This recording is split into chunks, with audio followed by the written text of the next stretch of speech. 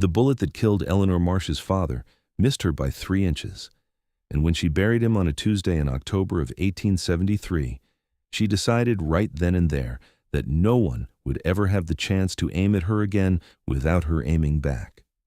The town of Crestfall, Colorado, sat at the foot of the Sangre de Cristo Mountains like a coin someone had dropped and never bothered to pick up. It had one main street paved with more mud than intention, a saloon that smelled of sour whiskey and sawdust, a general store run by a nearsighted man named Harold Potts, who charged twice what anything was worth, and a sheriff's office that had been empty for going on 6 months because the last lawman had ridden south toward New Mexico and simply never come back. The nearest proper town was Pueblo, 40 miles east over ground that turned treacherous in winter, and winter in the Sangre de Cristo Mountains had a habit of arriving earlier and staying longer than anyone ever planned for. Eleanor was 23 years old. She had her father's dark eyes and her mother's stubborn jaw, and she had inherited the Marsh homestead, which consisted of 40 acres of rocky soil, a house with a leaking roof, a barn with more character than structural integrity, 3 chickens, 2 horses, and a debt to Harold Potts that made her stomach hurt every time she thought about it.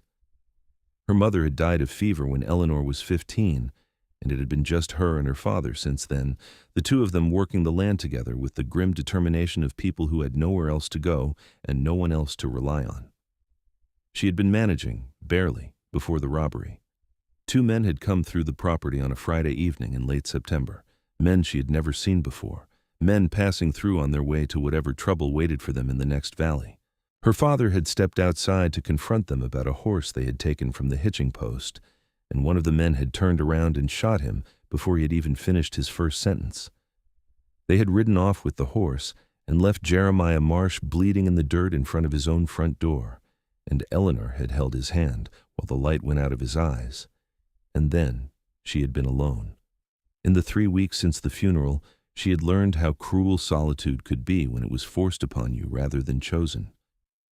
She had managed the basic work of the homestead with the mechanical efficiency of someone who has decided not to feel things until later, feeding the horses and the chickens, hauling water from the creek, mending fences, splitting wood. But the rifle that hung above the fireplace remained where it had always hung, untouched, because her father had always handled that part of their life, and she had never learned, and now she woke at night to every creak of the house and every noise from the darkness outside, and she lay there breathing carefully and feeling the particular terror of knowing she had no defense. It was Harold Potts, of all people, who mentioned Cade Rowan. She had gone into town on a Wednesday morning to buy flour and to pay what she could on the debt, standing at the scarred wooden counter while Harold squinted at his ledger and muttered about interest, when she asked him whether he knew anyone who might be willing to hire on at the homestead for a season. She had not framed it as desperation, but Harold Potts had known her since she was a child, and he heard it plainly enough. "There's a man up at the Greystone cabin," Harold said, scratching his chin with the end of his pencil. "Up on the north slope near the tree line. Trapper mostly. Comes in twice a year for supplies. Came in just last week, actually, so he ought to be up there now. Man by the name of Cade Rowan." "Does he hire out?" Eleanor asked. Harold looked at her over the tops of his spectacles. "I don't rightly know what he does. He keeps to himself. But if you need someone who knows these mountains and knows how to handle trouble, I expect he'd be your best prospect. He's not much for company, from what I can tell." Eleanor paid what she could on the debt, loaded her flour onto her horse, and rode home thinking about a man she had never met who lived alone on the side of a mountain. She waited 2 days, partly because pride demanded she exhaust other options first, and partly because the idea of riding up an unfamiliar mountain slope alone to knock on a stranger's door required a certain accumulation of courage. She asked 2 other men in town, both of whom declined. She considered writing to her cousin in Denver, and then remembered that her cousin had made it quite clear at the funeral that she had no intention of involving herself in Eleanor's troubles. And on the second evening, she stood on her porch and watched a coyote circle the chicken coop with clear and patient interest, and she thought about what would happen to the chickens when the coyote finally decided patience had run its course, and she went inside and found a piece of paper and wrote down directions to the Greystone cabin the way Harold Potts had described them, and she went to bed resolved.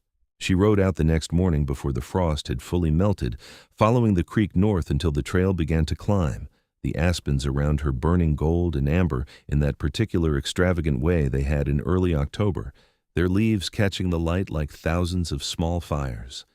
The air smelled of cold pine and wood smoke, and her horse, a chestnut mare named Birch, moved steadily beneath her with the sure-footed confidence of an animal who had been on mountain trails before.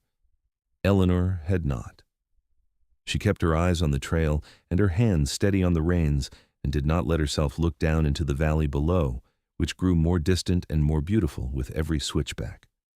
She smelled the cabin before she saw it, wood smoke and the particular sharp smell of cured hides, and then the cabin itself appeared through a gap in the trees, low and solid, built from timber that had been squared and fitted with more care than most buildings in Crestfall itself.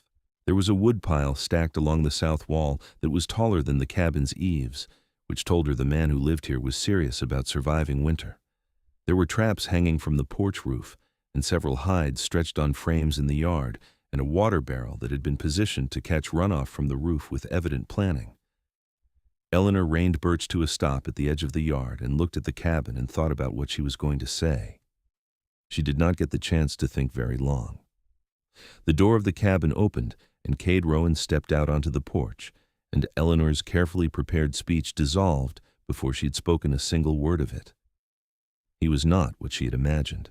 She had pictured someone like the men she knew in Crestfall, weathered and lean in the particular way that men who worked outside went lean, like wood that had dried too long in the sun. Cade Rowan was broad. He was genuinely and substantially broad across the shoulders in a way that made the doorframe behind him look like it had been sized incorrectly, and the flannel shirt he wore was rolled to the elbows despite the cold, and the forearms it exposed were corded with muscle the way old rope is corded, everything braided together and taut with use. He was tall, a full head taller than Eleanor, who was not a small woman, and he had hair the color of dark copper that fell past his collar and was currently pulled back loosely, several strands having escaped to fall across his jaw. His jaw itself was dark with several days of beard, and his eyes, when they settled on her from across the yard, were the kind of pale gray-green that reminded her of sage after rain. He said nothing. He stood on his porch and looked at her with an expression that was neither welcoming nor hostile, simply watchful, the way a wild animal watches something unfamiliar to determine whether it is a threat or merely a curiosity. "Mr. Rowan," Eleanor said. Her voice came out steadier than she felt. "My name is Eleanor Marsh. I have a homestead down at the foot of the north slope, the old Marsh property. Harold Potts at the general store gave me your name." Cade Rowan let a moment pass before he spoke, and when he did, his voice was low and deliberate, the voice of a man who did not use words carelessly. "Harold Potts talks too much," he said. "He does," Eleanor agreed, "but on this occasion I'm grateful for it." Something shifted almost imperceptibly in his expression, not quite amusement, but a relaxation of guardedness, a fractional degree. He came down off the porch steps and walked across the yard toward her, and she was struck again by the sheer physical solidity of him, the way he moved across the uneven ground without any apparent effort, heavy-footed in the best possible sense, like something rooted and sure. He stopped about 6 feet away and looked up at her on the horse. "What do you need, Miss Marsh?" Eleanor took a breath and told him. She told him about her father, keeping her voice flat and factual, because she had learned that the only way to say hard things clearly was to say them without decoration. She told him about the homestead, the state of it, the debt, the coyotes, the fact that winter was coming and she was alone and she did not know how to use the rifle that hung above her fireplace. She told him what she could pay, which was not much, and she told him she was not asking for charity. She was asking for an arrangement that would benefit them both, because what she needed was labor and knowledge, and what she could offer was meals and a dry place to work out of, and whatever cash the homestead could produce. Cade Rowan listened to all of this without interrupting, without shifting his weight, without looking away from her face, and when she finished, he was quiet for a moment that stretched out long enough for Eleanor to wonder if she had misjudged everything. "Your father was Jeremiah Marsh," he said finally. It was not quite a question. "You knew him?" "Knew of him. Came through my territory sometimes, hunting. Good man, kept to the rules of the land. He paused. I'm sorry about what happened to him. Thank you, Eleanor said, and meant it. Another pause. Cade Rowan looked away from her, up toward the ridge above the cabin, where the sky was the deep cold blue of October altitude, and something moved across his expression that she could not read. I don't hire out, he said. Eleanor's stomach dropped. But, he continued, still looking at the ridge, I've been meaning to come down off this mountain before the passes close, and the Marsh property is on the way. I'll stay until first snow and help you get the place set for winter. After that, you're on your own. Eleanor looked at him for a moment. What do you want in exchange? He finally looked back at her, and the corners of his mouth did something that was almost a smile. Meals, dry place to work, you already said. That's it? That's it? Eleanor nodded slowly. All right, Mr. Rowan. Cade, he said, and turned back toward the cabin to begin packing what he would need. He arrived at the Marsh homestead 2 days later, riding a gray horse that was as large and solid as its owner, with his gear packed efficiently into 2 saddlebags and a bedroll strapped behind the saddle. Eleanor had spent those 2 days doing what she could, which was mostly making sure the spare room off the kitchen was livable, clearing out the boxes and old tools that had accumulated there, sweeping it out, putting a clean blanket on the narrow bed. It was not comfortable. It was warmer than the barn, which was what she had expected to offer, and she had not expected him to decline the barn, so the spare room seemed like an improvement all around. He came in the afternoon, when the light was already going golden and sideways, and he unsaddled and pastured his horse without being asked, checked the fence of the horse pasture for weak spots he had spotted from the road, and tightened 2 of them before he came inside, which told Eleanor something important about the kind of man he was. She fed him dinner, a beef and potato stew that was better than it looked, and they ate at the kitchen table in a silence that was not entirely comfortable but was not hostile either, the silence of 2 people assessing the situation they had agreed to without quite knowing each other yet. The roof is going to be a problem, Cade said when the stew was mostly gone. I know, Eleanor said. 3rd rafter on the east side is soft. The whole section will come down if there's heavy snow and you haven't shored it up. Can you fix it? He looked at her. That's why I'm here. She nodded, and he helped himself to more stew, and Eleanor decided that this was going to be all right. She was wrong about it being simple, though. She had thought, in the abstract, that having another person on the property would feel like relief, and it did, but it also felt complicated in ways she had not anticipated. Cade Rowan moved through her space with a careful, deliberate respect for boundaries, never entering a room she was already in without purpose, never sitting in her father's chair, never touching her things without asking. But the house was small, and the work brought them into close proximity, and Eleanor found herself more aware of him than she thought was reasonable, aware of where he was in the yard when she was working in the kitchen, aware of the particular sound of his axe splitting wood in the early morning, a sound that had a rhythm to it that was somehow reassuring in the same way a heartbeat is reassuring.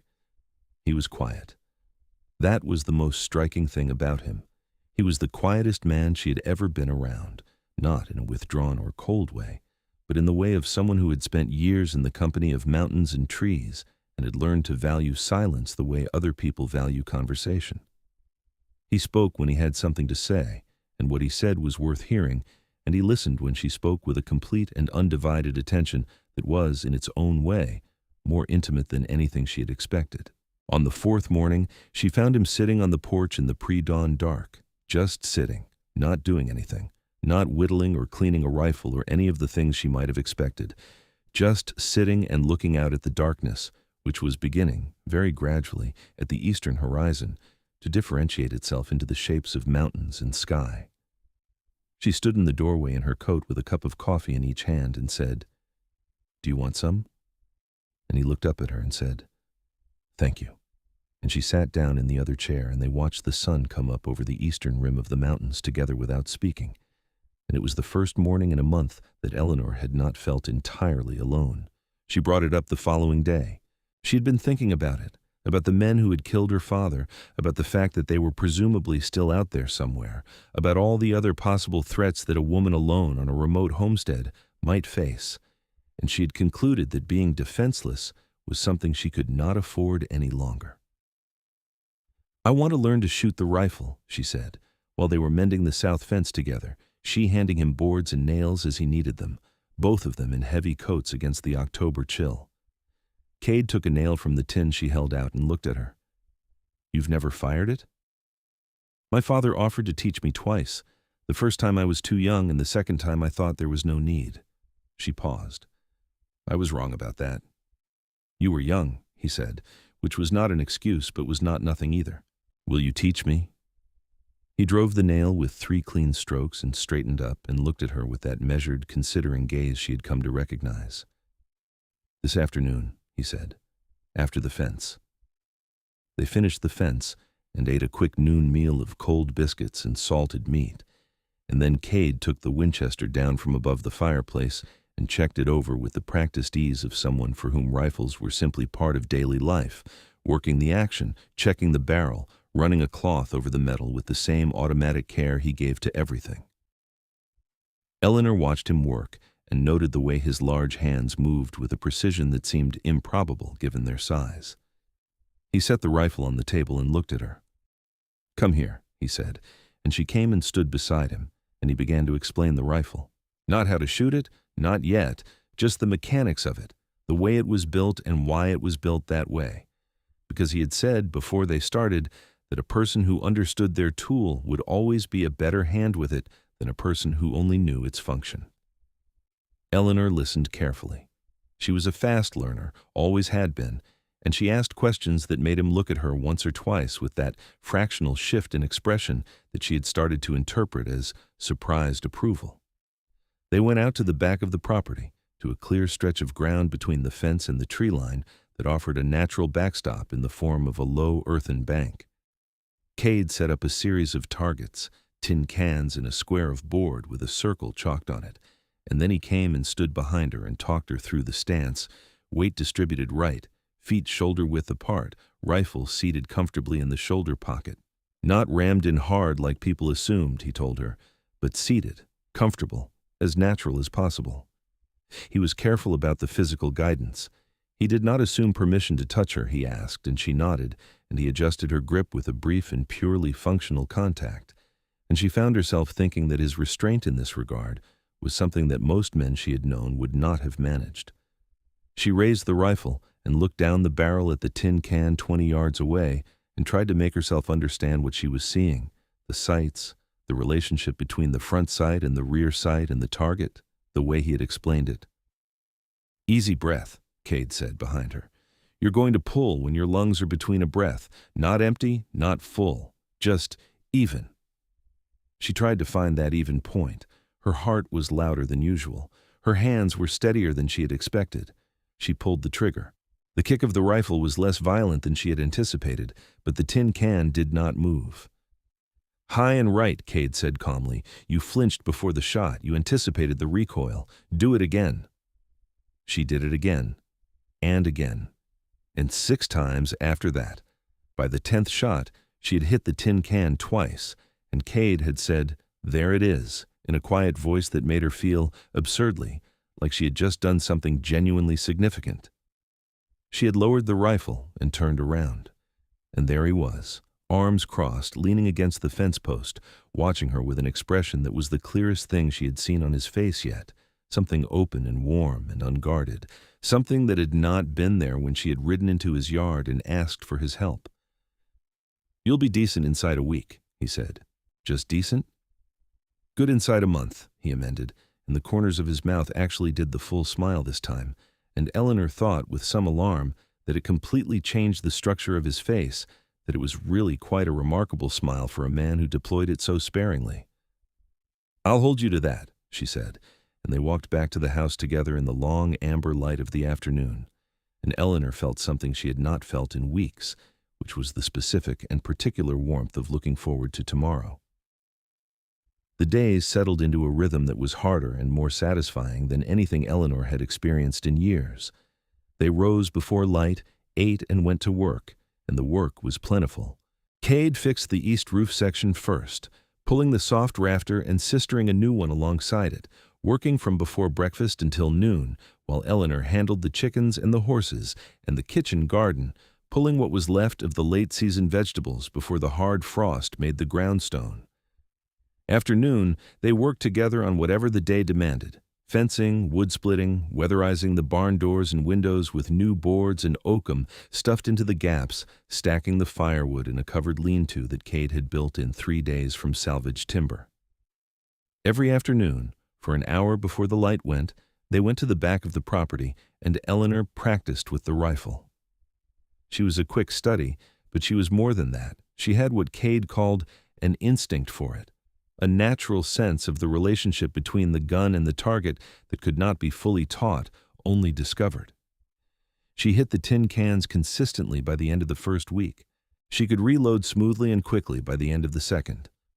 By the third week, she was hitting the chalked circle at 40 yards more often than not, and Cade had moved the targets back to 60 and then to 80, and she was beginning to understand the way wind affected the shot and how to read that adjustment without thinking about it consciously.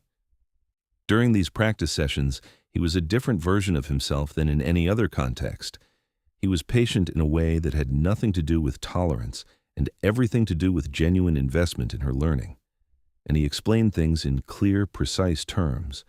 And when she asked about the practical applications, about what it would actually mean to have to defend herself or the homestead, he answered honestly and without softening the reality, which she appreciated, because she had already lived the reality and had no use for softening. "If men come on the property meaning harm," he said one afternoon when she had asked him directly, "the rifle is a deterrent before it is anything else. Most men who mean harm also mean to avoid the same. You show them you are capable, and most of them will go looking for easier trouble." "And if they don't?" Eleanor asked. He was quiet for a moment. "Then you have the skill to defend what is yours. And you will use it without hesitation, because hesitation is the thing that kills you, not the other person." Eleanor looked at him. "Could you use it without hesitation?" Something moved across his face, quiet and old. "Yes," he said simply, and she understood that there was a story there, and that she was not yet the person he would tell it to, and she let it lie. It was during the third week that she noticed the sunsets. She had always been vaguely aware of sunsets the way most people are, as a fact of the end of the day, something that happened in the background while the actual business of living was conducted. But at the Marsh homestead, with the Sangre de Cristo Mountains rising to the west and the high plateau spreading east, the sunsets were something else entirely. They were events. They were the sky deciding to show off, painting itself in colors that had no business being that saturated, gold deepening to coral, deepening to a particular shade of deep rose that had no adequate name, the mountains going purple and then black against it, and the whole thing reflected in the flat surface of the creek that ran along the property's eastern edge. She had started noticing them since Cade arrived, she realized, because she was no longer spending every evening moment frantically worried about what the next day would bring, and that freed up enough mental space to actually look at where she was. One evening in the third week, she was watching one of these sunsets from the porch, leaning on the rail with her coffee gone cold in her hand, and she heard the door behind her, and Cade came out onto the porch and started to say something about tomorrow's work, and she turned and said, "Wait, just look at that for a moment." He stopped. He looked at the sunset. His expression was unreadable. "Do you ever stop to look at them?" she asked. "I'm looking at it now," he said. "No, I mean normally. Do you ever just stop and watch one, all the way through?" He was quiet for a moment, leaning against the porch post. "I've been in the mountains long enough that the sky doesn't surprise me much anymore," he said. "That's a shame," Eleanor said, and she said it gently, but she meant it absolutely, and he looked at her sideways with a slightly startled expression, as if she had said something he had not considered before. They stood on the porch and watched the sunset finish its performance, the colors cycling through their extravagance and then fading to the deep blue-gray of mountain dusk, and neither of them spoke, and Eleanor was aware of him beside her in the growing dark with an acuteness that had nothing to do with caution and everything to do with something else entirely, something she was not yet ready to examine too closely. "I'll check the water barrel before it gets full dark," Cade said finally, and went off the porch, and Eleanor watched him go and drank her cold coffee and told herself firmly that this was a practical arrangement and that she was a practical person and that certain types of feelings were the last thing she needed to be cultivating right now. Herself was not particularly convinced. The trouble with the Miller brothers came on a Saturday afternoon in late October. Eleanor had ridden into Crestfall for the mail, which she did every 2 weeks, and she was coming back along the lower trail when 2 men on horseback moved out of the trees and stopped in the road ahead of her, blocking the way with the studied casualness of men who did this sort of thing often enough that the theater of it had become habitual. She did not know them. They were not from Crestfall. They were the kind of men that the wild country produced in quantity in those years, men who had drifted through the war and its aftermath and come out somewhere west of accountability, hard and aimless and quick to test the limits of whatever situation they found themselves in. "Good afternoon," the closer one said, touching the brim of his hat in a pantomime of courtesy. "Afternoon," Eleanor said, keeping Birch steady beneath her, keeping her voice even. "Awful lonesome road for a woman riding by herself," the man said. "I'm familiar with it," Eleanor replied. "Well, we're new to the area," the second man said. "Maybe you could point us toward town."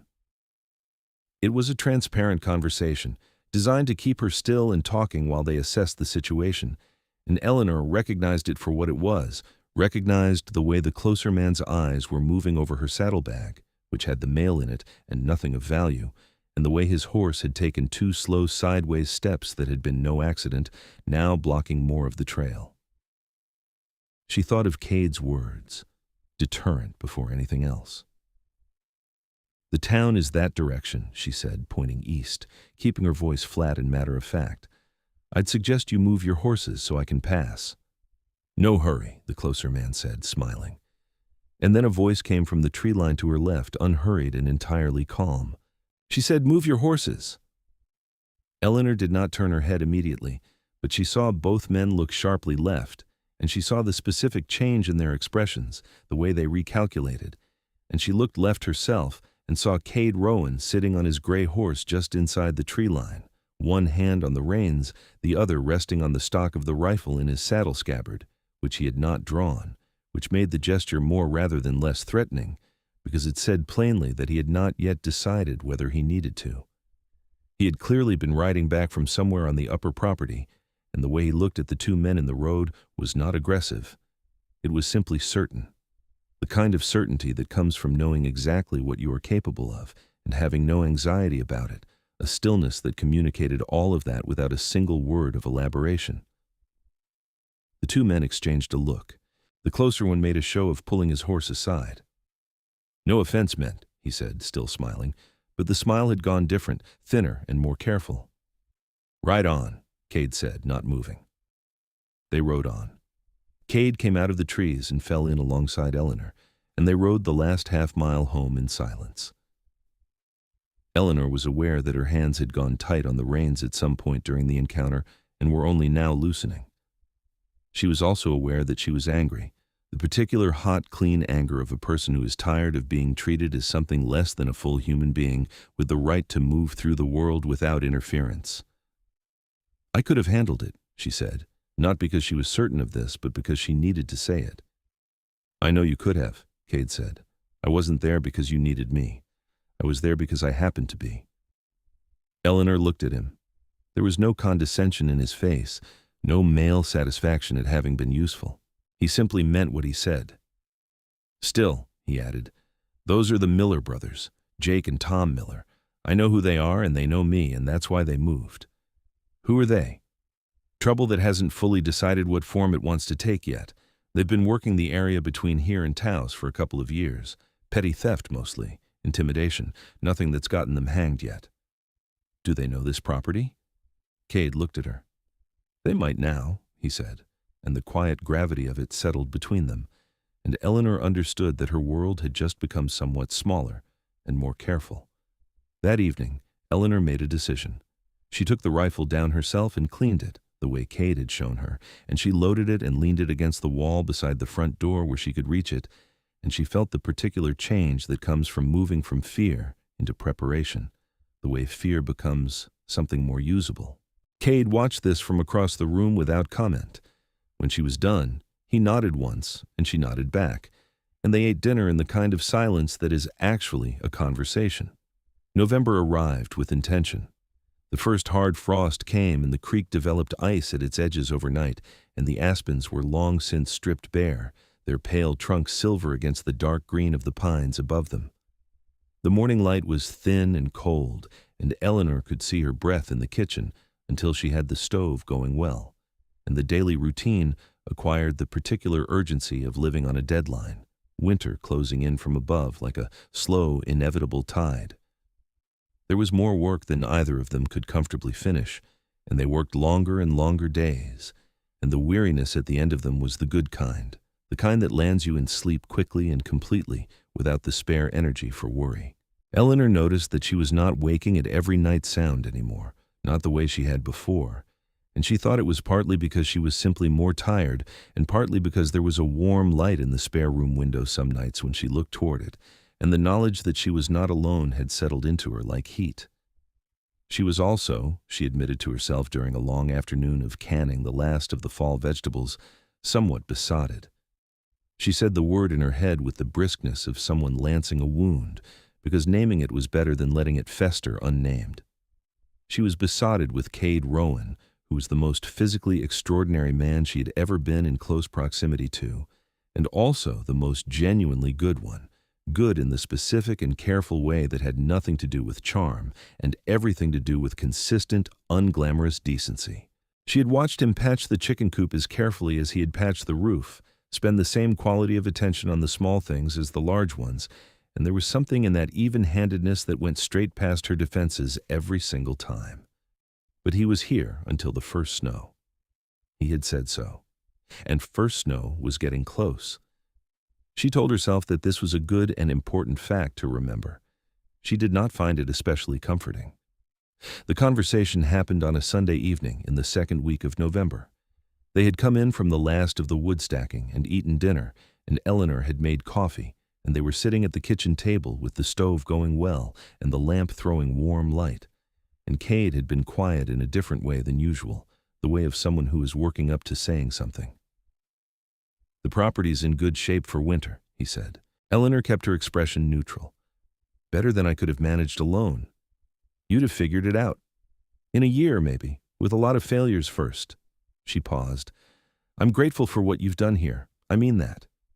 He looked at the coffee cup in his large hands and said nothing for a moment. The lamp between them flickered slightly in a draft from the door seam. Outside, the wind had picked up, which in November in the Sangre de Cristo range meant something. "There's a storm coming," he said. "End of the week. You'll want extra wood inside before it hits." "I know," Eleanor said. She looked at him. "Is that what you were going to say?"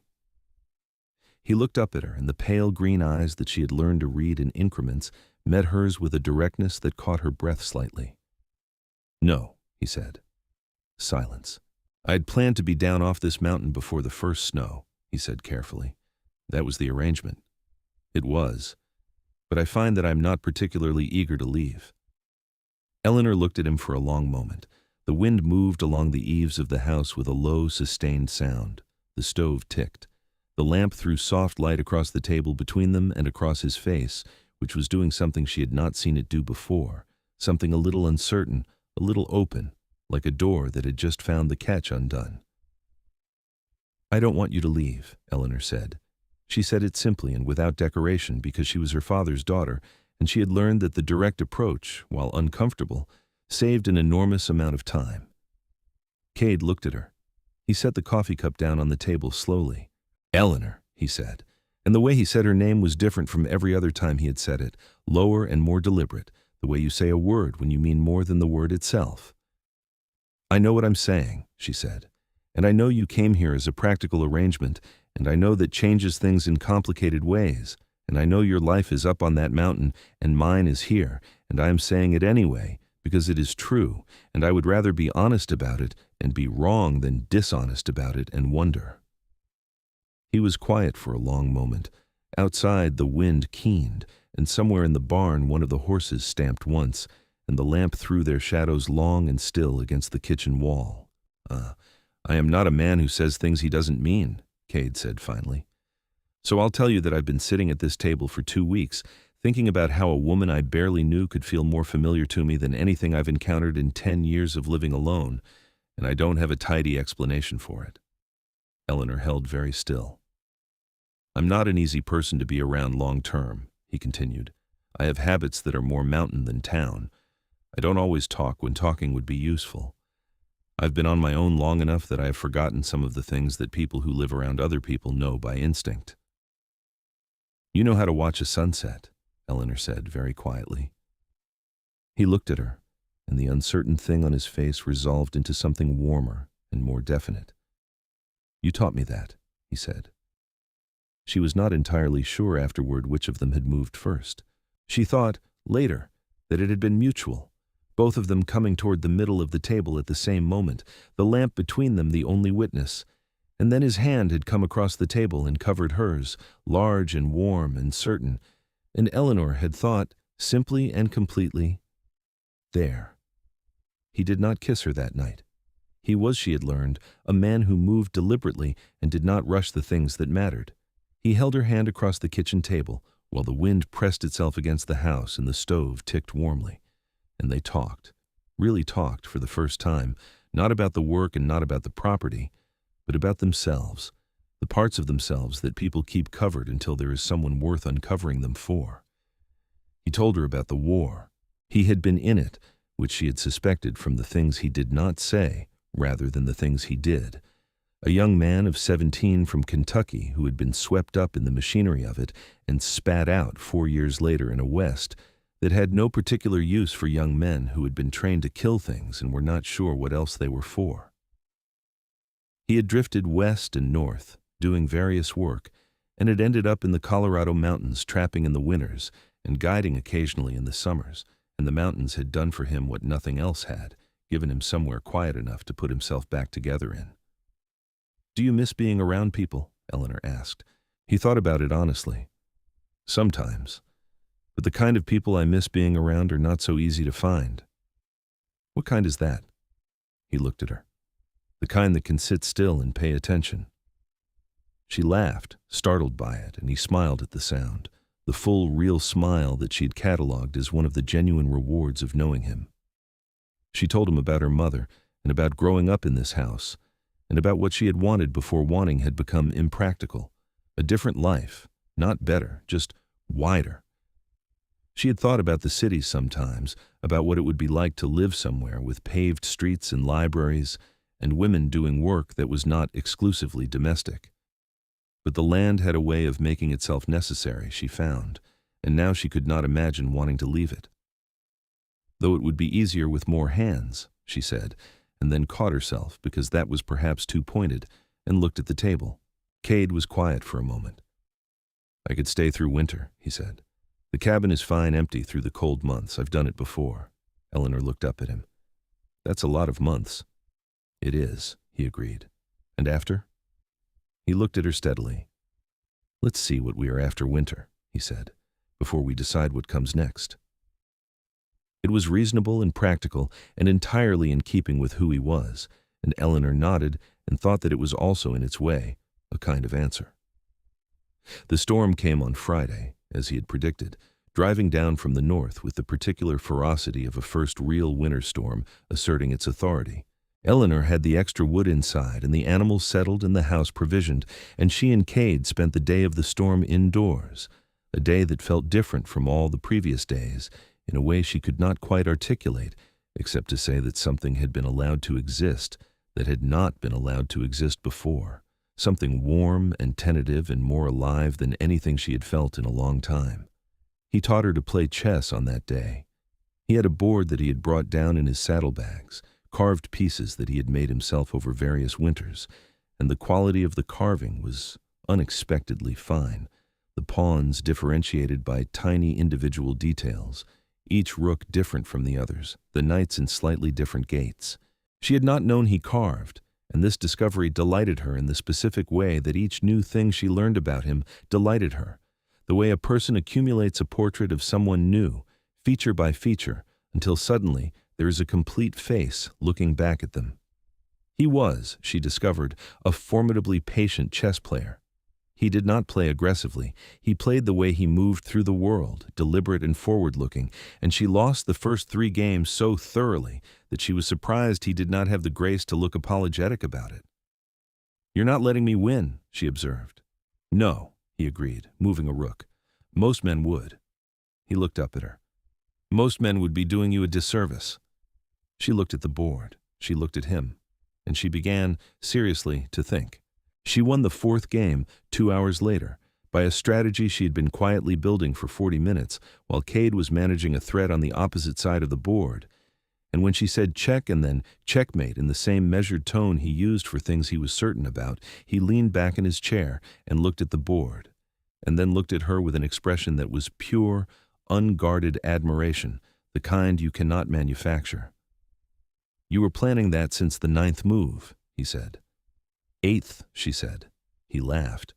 It was the first time she had heard him really laugh, not a chuckle or an almost laugh, but a genuine one, full and warm, and it transformed him the way the smile did, but more so, and Eleanor thought, quietly and with a kind of inevitability, that she was thoroughly and completely in love with this man, and that there was not a great deal she intended to do about it, except let it be as true as it was. The months of winter were long and full, and not what Eleanor had imagined any winter could be. She had been braced for cabin fever, for the particular claustrophobic restlessness that came with weeks of snow, for the friction of 2 people in close quarters without enough space between them. What she found instead was a kind of peace she had not known before, rooted in the specific pleasure of being in the right company during the right season, the way winter makes everything smaller and tighter, and that smallness is either oppressive or warm, depending entirely on who you are in it with. They read together on the long evenings. Eleanor had a small collection of books, and Cade had a few he had brought down in his saddlebags, and they traded them, and they talked about what they read with the kind of honest directness that she had come to understand was his natural register, no performance, no posturing, just a man who thought carefully about things and said what he thought. He continued to carve. She watched him do it by firelight some evenings, the knife working in small, precise strokes, the animal or figure taking shape in his hands with a patience that seemed inexhaustible. And once she asked him when he had learned, and he said a man in his unit during the war had taught him, an older man from Ohio, who had said that making something with his hands was the only thing that kept him from going mad in the long waits between fighting. And Cade had found this to be true. "What did he make?" Eleanor asked. "Birds, mostly. He had a particular gift for birds." "Do you?" Cade considered. "No, I tend toward bears." He paused. "And lately one thing I haven't finished yet." She looked at what was in his hands. It was small, and she could not make out the shape. She did not ask, and he did not offer, and she found, to her mild surprise, that she was content to wait. They continued the rifle practice when the weather permitted, which was not always, but often enough. She became genuinely good, better than just decent, developing an accuracy and a calm with the weapon that Cade acknowledged with fewer words and more of those looks that had become, for Eleanor, one of the primary satisfactions of her days. He had her practice at varying distances and in varying conditions, and he taught her how to judge the behavior of the rifle in cold weather versus warmth, and how to care for it so that it would not fail her when she needed it. "There will be a day," he said once, looking out from the back of the property at the mountains above, "when you will be alone here, and there will be a situation that requires you to be certain." "You don't intend to be gone when that happens," Eleanor said, and she said it lightly, but they both heard the weight in it. He looked at her. "I intend to be here a long time, Eleanor," he said, "but this land can change plans. The mountains can change plans. I want you to be ready regardless." "I will be," she said, and she meant it. The Miller brothers came back in February. Eleanor was at the barn in the early morning when she heard the horses on the road, and she looked up and saw them, Jake and Tom, riding along the fence line with the studied unhaste of men who have decided that their moment has come. She had been carrying 2 buckets of feed, and she put them down and walked back to the house with a measured step, and she took the rifle from its place beside the door, and she was back on the porch before they had made the yard. Jake Miller pulled up at the sight of her and the rifle. His face went through several calculations. "Morning," he said. "Keep riding," Eleanor said. Her voice was flat and clear in the cold air. Now there's no need for— There is, Eleanor said. I know who you are. You know what this is. Keep riding. Jake Miller looked at the rifle and then at her face and made a decision. He turned his horse and they went back down the road, not fast, maintaining what dignity they could, and Eleanor stood on the porch until they were out of sight and then went back to the barn for the feed buckets. When she came back out, Cade was coming around the side of the house from where he had been working on the fence, and he stopped and read the situation from her face and from the rifle still in her hand, and said nothing. He just looked at her. I handled it, Eleanor said. His expression did something very warm. Yes, you did, he said. She leaned the rifle against the porch rail and picked up the feed buckets and went back to the morning's work. And it was not until she was inside the barn with her face buried briefly in Birch's mane that she let herself feel the full relief of it, the specific satisfaction of having been tested and not found wanting. That evening, Cade put something on the kitchen table beside her coffee cup.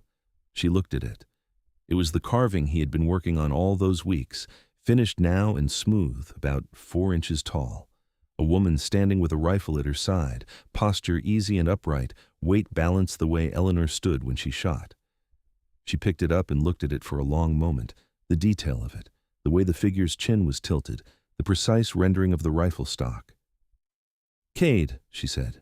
Don't say it's too much, he said before she could. It's an accurate representation of something I've been watching all winter, which is a woman becoming entirely sure of herself, and I wanted to make it before I forgot any of it. Eleanor set the carving down and looked at him, and she thought that she had been in love with him since sometime in October and had been moderately sensible about it right up until this moment, and that the carving made further moderation feel rather beside the point. She got up from the table and went around it and stood in front of him and said, Cade, again, differently, and he stood up to meet her, and when he kissed her it was exactly like him, deliberate and unhurried and thorough, the kind of kiss that has no doubt in it. When they came up for air, he rested his forehead against hers, and his big hands were on her face as gently as he would hold a bird, and Eleanor had her hands flat on the front of his shirt, and she could feel the solid warmth of him through the flannel, and she thought that she had never felt so thoroughly and completely safe in all of her life. I've been trying not to do that for 3 months, he said. You showed admirable restraint, Eleanor said, and kissed him again.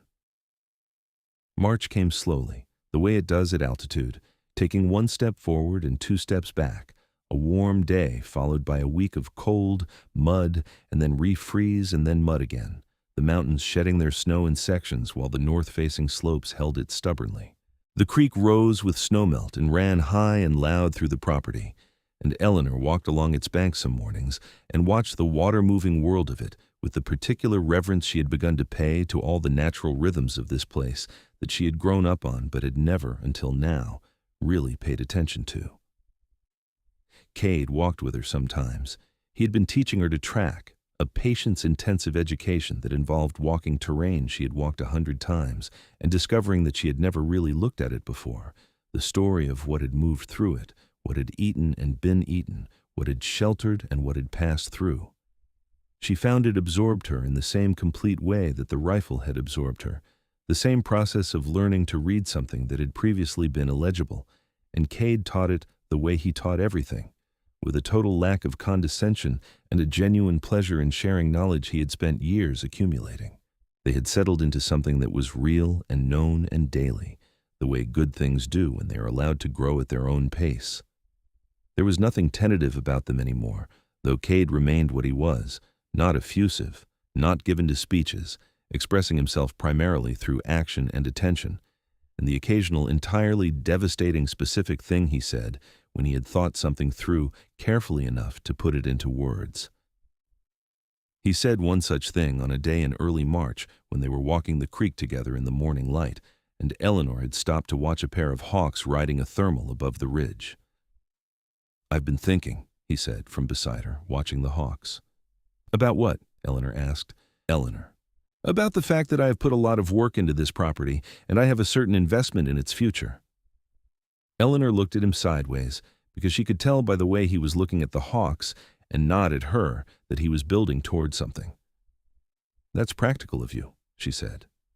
Also, he said, still watching the hawks, there is the matter of the fact that I love you. which is perhaps less practical but is equally true, and I thought you should know it formally." Eleanor stood very still beside him in the cold morning air. The creek ran loud over the stones. The hawks circled on their thermal. "Formally," she said, "formally." He looked at her then, and his eyes were that sage green in the morning light, and there was nothing uncertain in his face, nothing held back, just the plain, straightforward truth of what he had said, laid out simply and without theater. Eleanor stepped into him and put her arms around him, which required some reaching given the difference in their sizes, and he wrapped his arms around her and held her against his chest, and she could hear his heartbeat, steady and slow and certain. "I love you too," she said into his shirt. "I have for months. I've been waiting for you to catch up." She felt him laugh, silent and warm through his chest. "I knew," he said. "I was being careful. You were being slow." "Careful," he repeated firmly, and she laughed too, and it floated out over the creek and the meadow and up toward the hawks still circling the ridge. Spring came in the way of high country springs, gradual and glorious, the mountains greening from the valley floors upward, the first wildflowers appearing in the meadow below the property in the second week of April, small, defiant purple things that pushed up through the last of the snow margin with what Eleanor could only describe as conviction. She picked 3 of them and put them in a tin cup on the kitchen table, and Cade looked at them for a long moment when he came in, and then at her with an expression that she had learned meant he was feeling more than he was going to say. He started riding up to check on his cabin once a week once the passes cleared, and Eleanor rode with him sometimes, reacquainting herself with those mountain trails she had first ridden in October, but now traveled with more assurance, the mountains less daunting in spring than in the lean October light, the aspens putting out their first tentative leaves, the creek beside the trail running clear and cold from the snowmelt. The cabin was intact. It was not a warm or particularly comfortable place, she noted, its single room entirely functional, everything in it serving a clear purpose, no concessions to comfort, the way of a man who had been alone long enough that comfort had become abstract. She stood in the middle of it and looked around and then looked at Cade, who was going through his stores to see what had survived the winter. "Did you like living here?" she asked. He looked up at her from the store box. He considered the question honestly. "It was what I knew," he said. "I'm not sure I thought much about whether I liked it." "And now?" He looked at her steadily. "And now I think I like having somewhere worth coming back to." Eleanor looked at him across the small dark room of the cabin that had been his life before she knew him, and she thought about all the people in the world who moved through it without ever being truly seen by anyone, and she thought about how close she had come to being one of them, and she was glad, deeply and specifically glad, that she had ridden up a mountain in October to knock on a stranger's door. She told him she would marry him before he asked, which, in retrospect, was entirely consistent with both of them. It was in May, a Sunday evening, the sun going down behind the mountains in one of those extravagant spring sunsets that made October's seem understated by comparison, rose and gold and a deep clear green along the horizon that she had never seen before, and would spend years trying to describe and never quite manage. They were on the porch together, as they often were at the end of the day now, Cade in the chair he had quietly claimed as his own, Eleanor on the rail with her feet up, both of them watching the sky do what it was doing. "I think," Eleanor said, watching a cloud go gold, "that we should get married." Cade looked at her. "Before summer," she added, "while the weather is cooperative and the county clerk hasn't gone to his summer office in Pueblo." "Before summer," Cade said, considering. "Unless you have objections," Eleanor said. He was quiet for a moment that she did not find at all alarming, because she had learned to read his silences the way you learn to read weather, and this one was not stormy. "No," he said. "No objections." She looked at him. He looked at her. The sunset blazed between them and around them, and the mountains went purple in it. And Eleanor thought, "This is the moment I will remember for the rest of my life," and then corrected herself, because there would be more moments, because that was the nature of what they were building, an accumulation of moments too numerous and good to choose between. "Come watch the rest of it," she said, and patted the space on the rail beside her. He came and sat beside her on the rail, close enough that their shoulders touched, and they watched the last of the sunset go from rose to deep purple to the first cool blue of dusk. And neither of them spoke, and the silence between them was not empty, but full of everything they had become to each other. They were married in Crestfall on the 14th of June, 1874, in the small white church at the end of the main street that served the community as everything from church to courthouse to public meeting hall, depending on the occasion. It was not a large wedding. Harold Potts was there, looking unexpectedly emotional for a man who was primarily known for overcharging, and the woman who kept the boarding house, a widow named Mrs. Callie Vance, who had been kind to Eleanor in the weeks after her father's death, and two families from neighboring homesteads who Eleanor had traded with over the years. Cade had sent a letter to his brother in Kentucky, the only family he remained in contact with, and the brother had written back warmly and regretfully that he could not make the journey, but that he was glad, genuinely glad. And the word genuinely appeared twice in his short letter, underlined both times, which told Eleanor something about how people had worried about Cade before she knew him. She wore a blue dress the color of a high country sky, a dress she had made herself from fabric she had ridden all the way to Pueblo to choose, and Harold Potts told her afterward that it had been the right choice, and she almost liked him briefly for it. Cade wore his best shirt, which was a deep pine green, and he had shaved his jaw clean for the occasion, which transformed him slightly in a way that made him look younger and more vulnerable and no less remarkable. And she noted that 3 of the women in the church looked at him with expressions that would have made Eleanor possessive if she had not been so thoroughly confident. He did not have a ring ready. He had told her this, apologetically, the week before, and she had told him she did not care about a ring, and then he had disappeared for 2 days without explanation, and when he came back, he had a ring made by the silversmith in Pueblo, not elaborate, a simple band of silver set with a small piece of turquoise the exact shade of the high mountain sky on a clear day. And he had told her he had described the color to the silversmith, and the silversmith had known exactly what he meant. She cried, which surprised her, because she was not a crier. She had not cried at her father's funeral. She had been too angry and too stunned, and she had not cried in the weeks after. She had been too busy.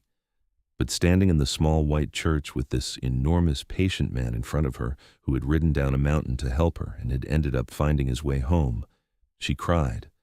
And it was the clean good kind that comes not from loss, but from the relief of arriving somewhere. Summer on the Marsh homestead, which was beginning to be called the Rowan homestead in the informal way that these things shifted, was the most beautiful one Eleanor could remember, though she was aware that this was at least partly because she was in love, and therefore the world was somewhat more lit than usual. The garden was extensive and productive, expanded by the work of the previous fall, and the horses were well, and the chickens were reproducing with what Eleanor felt was an encouraging enthusiasm for the project. Cade had built a second chicken coop, better than the first, with a proper roof and sides that no coyote was going to work through. He had also, quietly and over several months, been making improvements to the house itself, the kind of improvements that a man makes when he's decided a place is his, not the urgent repairs of the first weeks, but the intentional enhancements of someone investing in a future. New shelving in the kitchen, better hung with dovetail joints that Harold Potts had examined and grudgingly declared sound. A covered porch addition on the south side that caught the afternoon light and was sheltered from the north wind, which became Eleanor's reading place, and later, in the evenings, their shared place for watching the sunset. They had made it a ritual, the sunset watching. Every evening that the weather permitted, they were on the south porch at the end of the day. Whatever state they were in at the end of that day's labor, tired or energized or content or frustrated, and they watched the sky together, and it reset something. Eleanor found it pressed a kind of pause on whatever the day had been, and gave them a still point from which to meet the evening. She had made him do it since November, since the first evening she had stopped him on the porch and told him to just look, and now he did it without prompting, did it on his own if she was late coming in from the garden or the barn, and she would come around the corner of the house and find him sitting on the porch, looking at the sky with that same quality of attention he gave to tracking, reading it, learning its language. She asked him once what he thought about during the sunsets. He was quiet for a long time, long enough that she might have thought he was not going to answer, except that she knew him well enough by now to know that a long silence meant he was taking the question seriously. "I think about how large everything is," he said finally, "and how small I am in it, and that this used to feel lonely, and now it doesn't." Eleanor reached over and took his hand, and he turned his palm up and held hers, and they finished watching the sky go dark over the mountains in the easy quiet of people who have no need to fill the air between them. The Miller brothers came a third time in late August. This time, one of them came to the door while the other stayed on horseback in the yard, which told Eleanor they had been doing some thinking about their approach. She was alone, Cade having gone up to the cabin to bring down some remaining equipment before fall. She saw them from the garden, and she went to the house and she took the rifle from beside the door, and she was on the porch when Jake Miller came across the yard. He stopped 20 feet from the porch steps. Eleanor raised the rifle, stock to shoulder, cheek on the stock, sights aligned, weight balanced. She was not shaking. "Mr. Miller," she said, "you have come to this property 3 times. The first 2 times you were warned. I'm not going to warn you a third time." Jake Miller looked at the rifle and at her face and at the rifle again.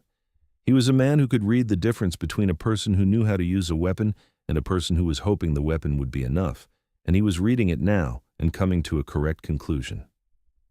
"Ma'am," he said, and touched his hat brim, "I think we took a wrong turn." "I think you did," Eleanor said.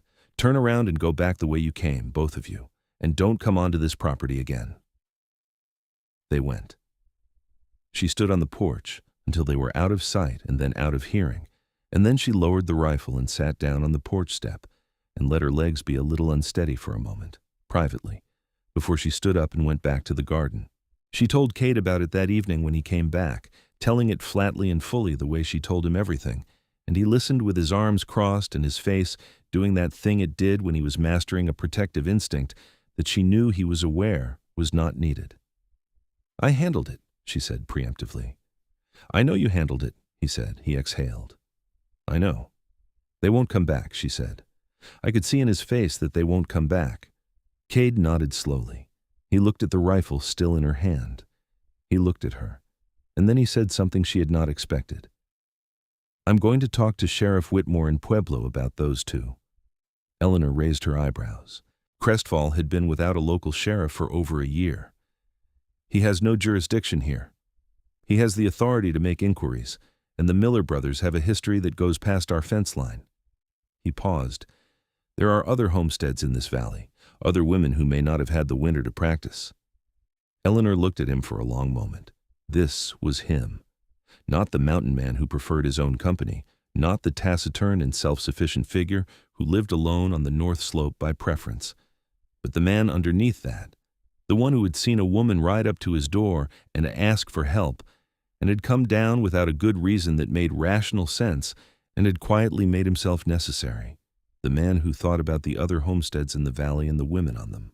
"All right," she said. "We'll ride to Pueblo together." They rode to Pueblo at the end of the first week of September, a journey that took 2 days each way over the road that became progressively better as you descended toward the plains. Eleanor had not been to Pueblo in 3 years, and it was larger than she remembered, or perhaps she had simply been smaller when she last saw it. There was a proper hotel now, and a newspaper, and a hardware emporium that made Harold Potts's general store look like a shed. Cade spoke to Sheriff Whitmore, who was a competent and serious man who listened with the full attention of someone who had learned that the information coming to him from remote homesteads was often more accurate and important than anything coming from town. He knew of the Miller brothers, knew their history in general outline, and he said that a formal complaint from a property owner, particularly one with a witness, gave him tools he had not previously had. Cade gave him what he knew, and Eleanor gave her account of the 3 visits, and the sheriff wrote it down and thanked them both with the particular sincerity of a man who was doing more with fewer resources than anyone should have been asked to manage. Walking back to the hotel in the September afternoon, through Pueblo's busier streets, Eleanor found herself looking at the town with the particular eyes of someone who no longer quite belongs in it. She had been raised in the country and had never been a city person, but there had been a time when the town had felt large to her, various, the hub of things. Now it felt loud and close, and she was aware, in the physical animal way of people who have spent a year on a remote homestead, that she was surrounded by too many people. Cade walked beside her, and she could tell without looking at him that he felt it too, the slight contained tension of a man who was accustomed to more space. "We'll go back tomorrow," he said quietly. "Good," Eleanor said.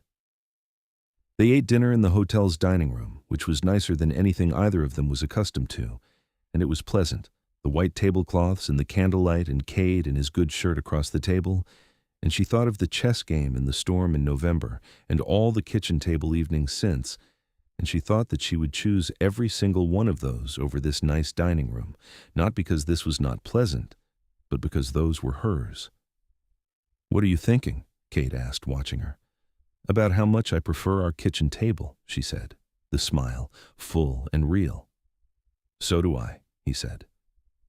They went home the next morning, and the road west and north back toward the mountains felt, with every mile, more like the direction of something specific and good.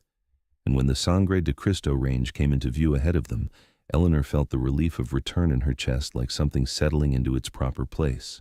The Miller brothers were arrested 6 weeks later in a town in New Mexico for a robbery that had nothing to do with the Marsh property and everything to do with the fact that they had continued on to other problems, as men like that invariably did. Sheriff Whitmore sent a letter to inform them of it, a brief official letter with a few handwritten lines at the bottom that said he was glad the matter was resolved and wished them a good winter.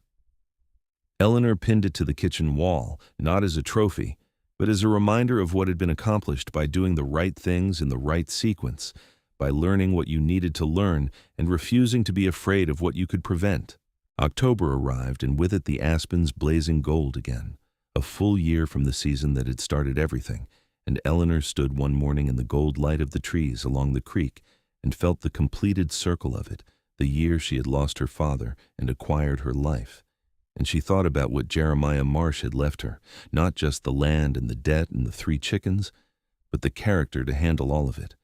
And she felt grateful and sad in equal measure, the way grief and gratitude usually run together once enough time has passed. She told Cade about it that evening on the south porch. He listened, as he always did, with full attention. "He would have liked you," she said.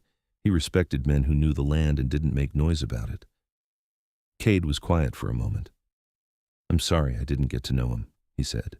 "He would have made you play chess with him," Eleanor said, "and complained when you beat him." Cade smiled at the mountains. "I would have let him win the first one."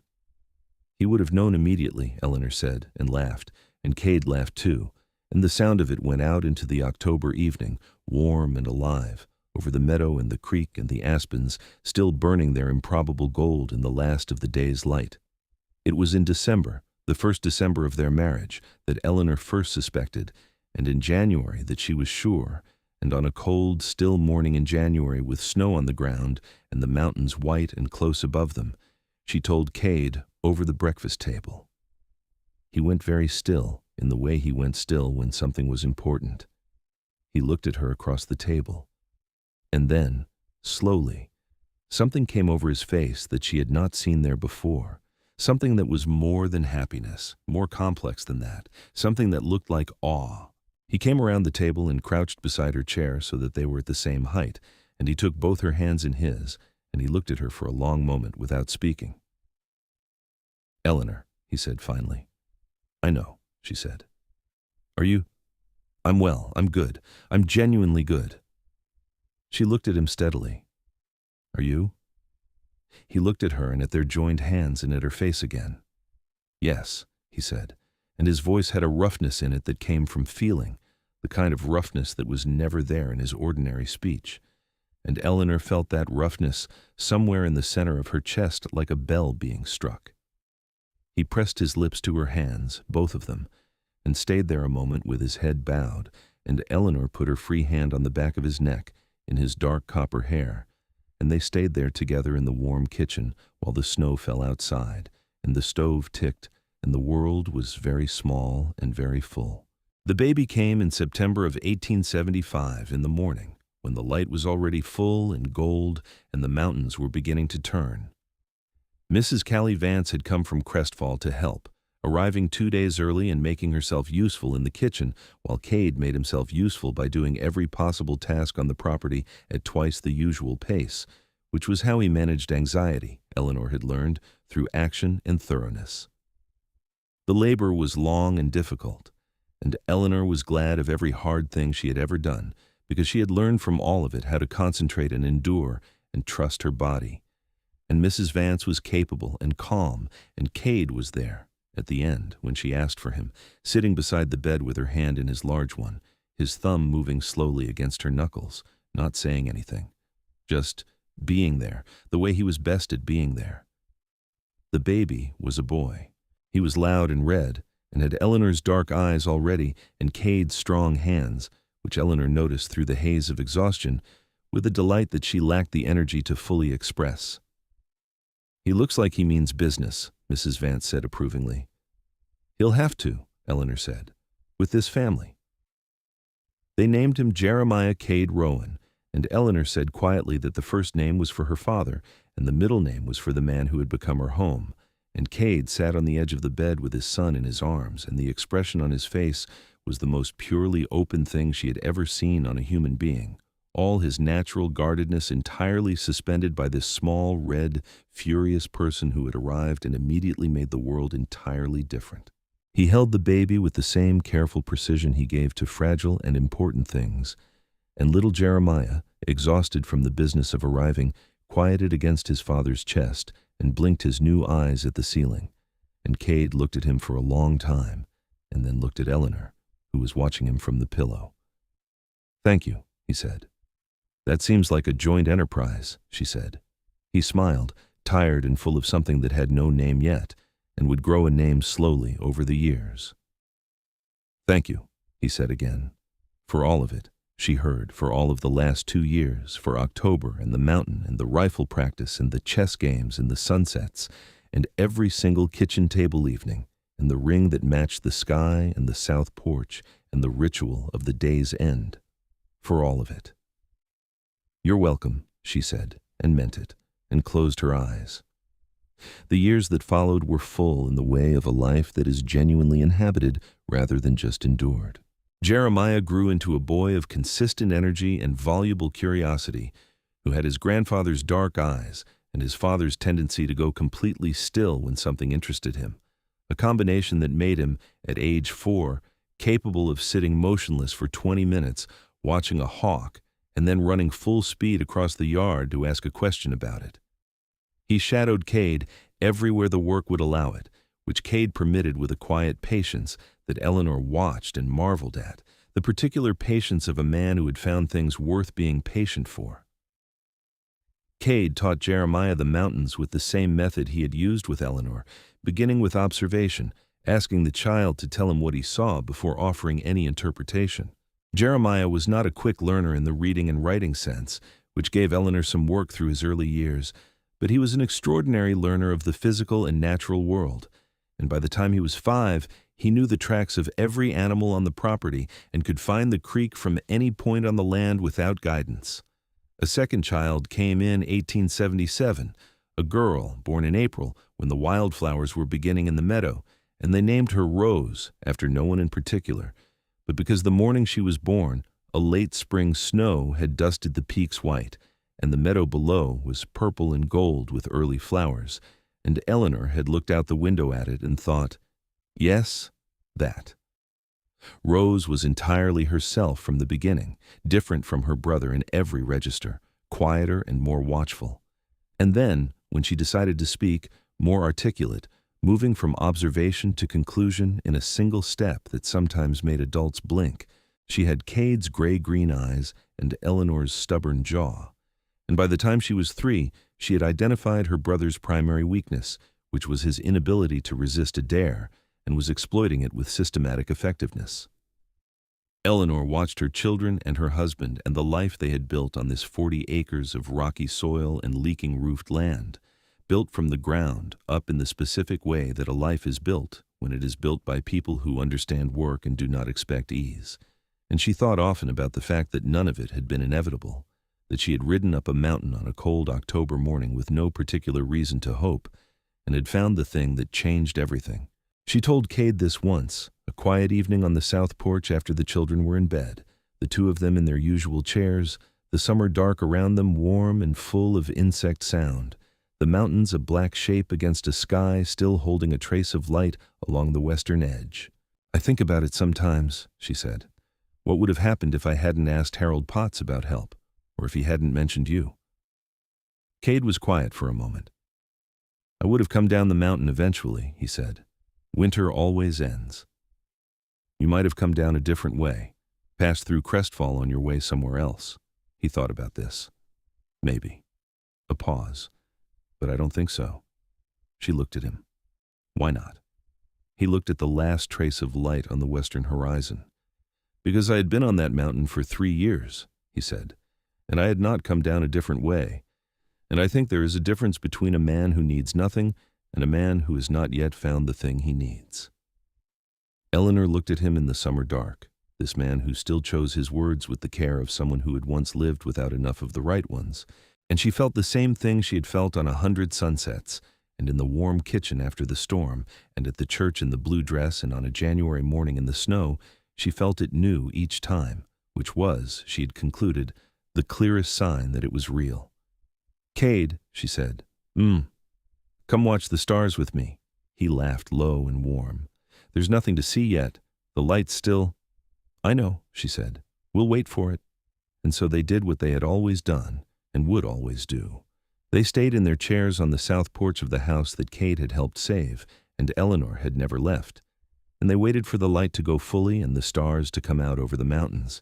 And they were patient, because they had been taught patience by each other and by the mountains themselves, and by the simple good lesson of having arrived against all the odds of chance and stubbornness, and one cold October morning, at exactly the right place at exactly the right time. The stars came out one by one and then all at once, the way they do at altitude when the sky is clear, and the mountains were massive and dark and permanent below them, and the property stretched out in the starlit dark, the barn with its new roof, and the chicken coops and the fence that had been rebuilt in sections over 2 years, and the garden that had expanded every summer, and the creek running quiet in the night distance, all of it theirs, all of it the accumulated labor of people who had chosen to stay. "Happy?" Eleanor asked, because she asked it sometimes, not because she doubted the answer, but because she liked to hear it. Cade turned from the stars and looked at her in the starlight, and his pale eyes were dark in the night, and the expression on his face was everything she had learned to read in him over these years, simple and deep and without qualification. "Yes," he said. She reached across the space between the chairs and took his hand, and he held hers, and the night was warm and full, and the mountains stood up against the stars in their old massive permanence, and on the Rowan homestead, at the foot of the Sangre de Cristo Mountains, in the summer of 1879, everything was exactly as it should be. They watched the stars until they were both drowsy and the night had gone fully cool, and then they went inside to the warm house and the sleeping children and the kitchen table and the stove and the rifle beside the door and the small carved figure of a woman with a rifle at her side that lived on the shelf above the fireplace and had lived there for 5 years, and they carried all of it with them into sleep as they carried everything that mattered, close and certain and kept